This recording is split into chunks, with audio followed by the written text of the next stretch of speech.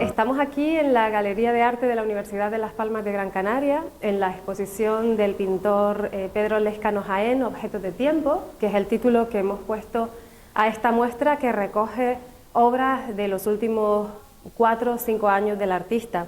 Yo soy Laura García Morales, la comisaria de esta exposición, y le voy a explicar cómo hemos estructurado esta muestra que tiene ese carácter retrospectivo, aunque se dedica a la última producción del artista.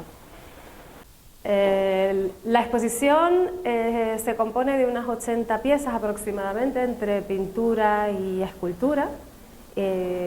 Realmente son piezas de 2018 hasta la actualidad. Hay algunas piezas muy concretas de 2017, pero digamos que recoge todo lo que es esa última producción. Son 4 ámbitos principales los que articulan esta exposición, que son juego y memoria, fracciones némicas, familia, que es, digamos, toda esa parte de la obra más reciente, y luego tenemos un último ámbito que se dedica pues a toda aquella producción que realizó el artista durante el tiempo del confinamiento, que es de un tiempo expandido, y Recuerdo, Obsesión y Mito, que es otro de los grandes ámbitos de esta muestra, que recoge esa parte más relacionada con la fantasía, los mitos, los recuerdos y las obsesiones recurrentes del artista. En esta exposición hay una selección de 70% de lo que he hecho en los últimos 4 años. Son 4 años bastante anárquicos. Yo no tenía en ningún momento, salvo muy al final, nada previsto en cuanto a lo expositivo. No tenía ningún proyecto, ninguna fecha, y eso también te ayuda a perderte y a, por lo menos en mi caso, no buscar una coherencia ni una obra concreta, sino digamos, a jugar, a investigar, a divertirte, a probar, a sufrir, a ver. Y llegados unos meses últimos del año 2021 surgió esta oportunidad para exponer aquí, y le entregué todo el mando narrativo a Laura. Ella es la que le ha dado un sentido de coherencia a todo lo que en principio podría aparentemente no tenerla, pero lo ha encontrado con facilidad e incluso ha superado las expectativas que yo tenía de unidad. Hay un sentido, tiene esto un sentido como que una pieza te lleva a la otra te lleva a la anterior, y eso desde mi lugar, que es como que si yo llevo, es como si, la sensación es como si yo llevara 4 años despeluzado en un pantano. Saqué de repente la cabeza, miro lo que hay todo aquí tan limpito y tan bien puesto, y digo, vaya, pues no estaba tan cegado, parece que tiene un sentido. También además coincide con la monografía que Laura principalmente ha escrito, que incluso va más allá en el tiempo, e incluso llevando hasta 12, 14 años, parece también que ese hilo invisible tiene una continuidad. Entonces, para eso sirven también las exposiciones, para encontrar, para dar pausa, para darte cuenta de que no estás tan perdido como parece cuando estás en el taller, y por supuesto para comunicarte con las personas que miran. Me llamó la atención lo de los números estos en la piscina, ¿no los había visto? ¿Los qué?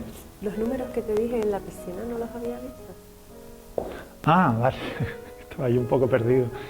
Pues fíjate qué curioso que Jesús lo primero que vio fue eso, por lo menos fue lo primero que me dijo. Y simplemente no me preguntó qué era eso, sino me preguntó que le encantaba. Fíjate tú qué cosas. Esos son apuntes que tenía yo de alguna cosa relacionada con materiales que tenía que comprar, que le di unas capas de barniz y lo pegué ahí. Y son cosas que al final son guiños biográficos, una palabra muy gruesa en este caso, cotidianos de esto.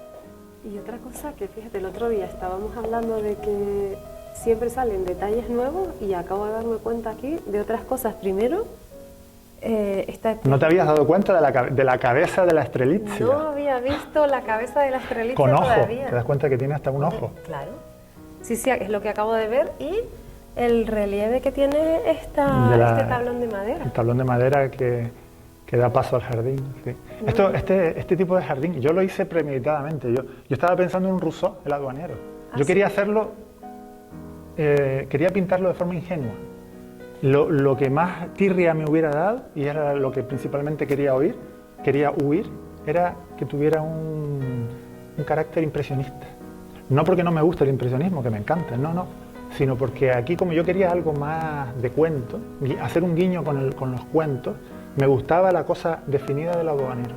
Fíjate, por eso tiene esta cosa así como punto irreal, ¿no? Sí, total. Punto irreal. Y el otro día también dijiste algo de que el cisne tenía su significado, pero no dijiste qué significaba. No, lo que dije es, lo nombró Manolo González, el escultor, como que el significado que pueda tener el cisne. Bueno, el cisne es un símbolo. Es un símbolo. Tú piensas en un cisne y estás pensando en yo qué sé, en cuentos de hadas, en palacios, en unos lagos decimonónicos. Para mí, creo que para todo el mundo el cisne, con su reflejo en el agua, esa serenidad, es mucho más que un ave, ¿verdad? Sí, la verdad. Creo yo. Pues sí. Y se ve un bebé, el bebé se está agarrándole por las patas por debajo al cisne. Porque está el cisne gritando, ¿no? Con la pelota ahí, está esos perversos polimorfos que están por todas partes. Esta escultura al final, en mi opinión, quedó muy perjudicada porque queda tan chiquitita. Con lo grande que se con la ve. sala enorme, con el cuadro de 3 metros, queda tan chiquitita. De hecho, las fotos que cuelgan en las redes y tal de esto, la sensación que da es que la escultura es así. Sí, no, la verdad. Pero bueno, no se puede. Es que impresionante. Claro, es que compararse con este monstruo.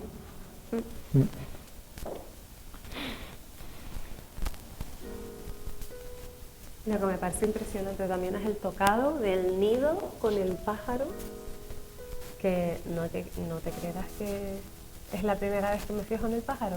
¿Qué dice? ¿Ahora? Que siempre había mirado, ¿sabes? Veía el nido, la maraña del nido, siempre ponía la mirada permanentemente en esas flores que parece que las puedes coger. Qué curioso.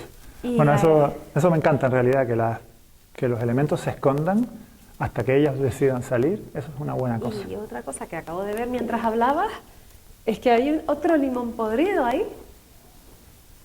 Sí. Y también que el zapato no es del todo rojo. Ah, pero eso yo creo que todo. Al final un rojo puro no... No, me refiero a que tiene como si estuviese desteñido, ¿no? Por zona. Como el de Epífano.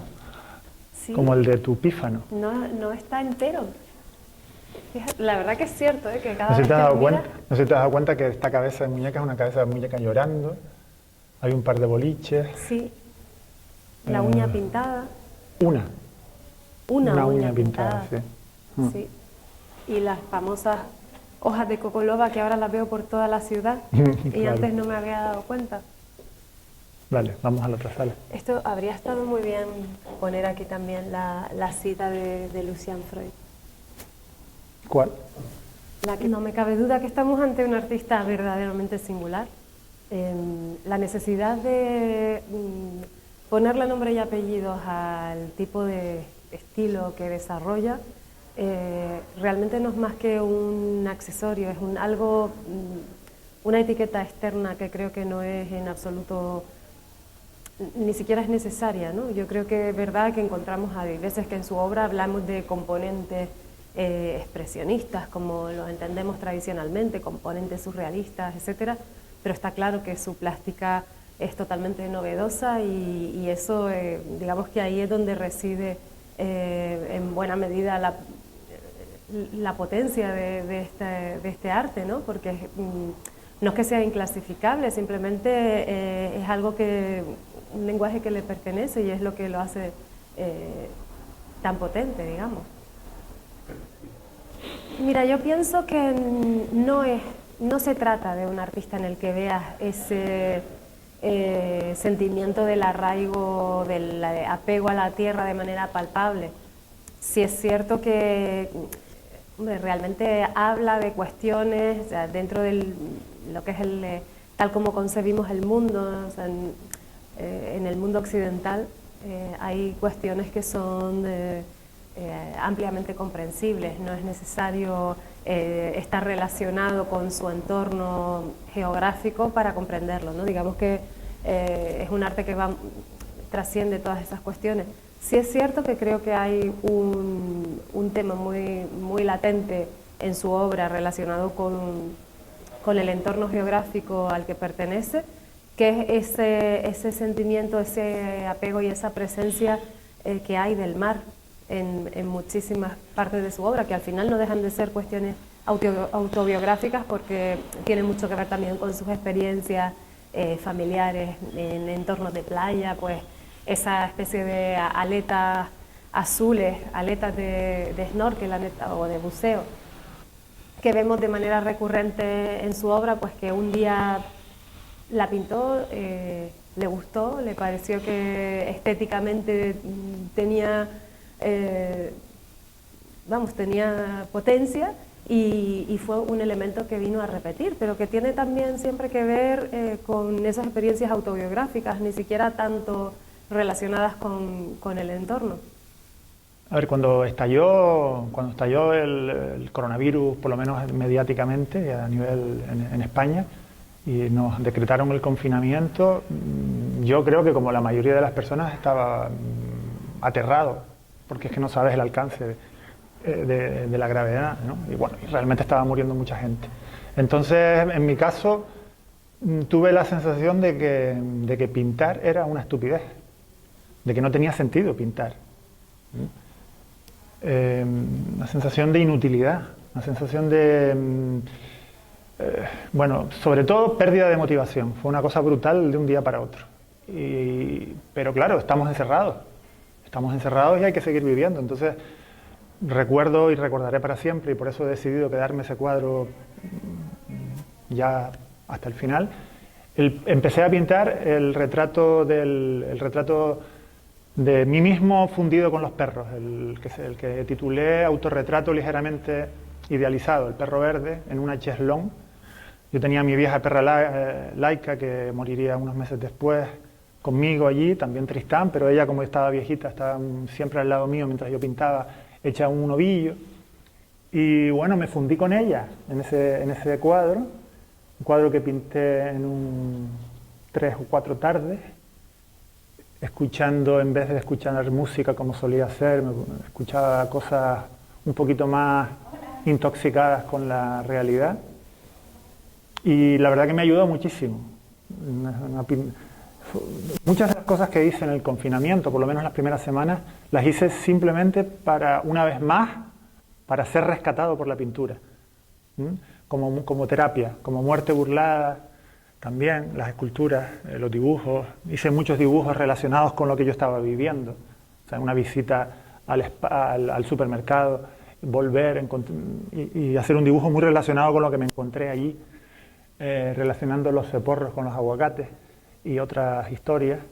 Entonces realmente, como me pasó a principios de siglo con las tragedias familiares, la pintura me vino a rescatar de ese shock que todos sufrimos y tratamos de superar a cada uno a su manera. Hay una cara, yo en las exposiciones suelo exponer 2 o 3 caras de grandes dimensiones, suelen ser pinturas que tienden a gustar mucho, son estéticamente golosas, digamos, comerciales.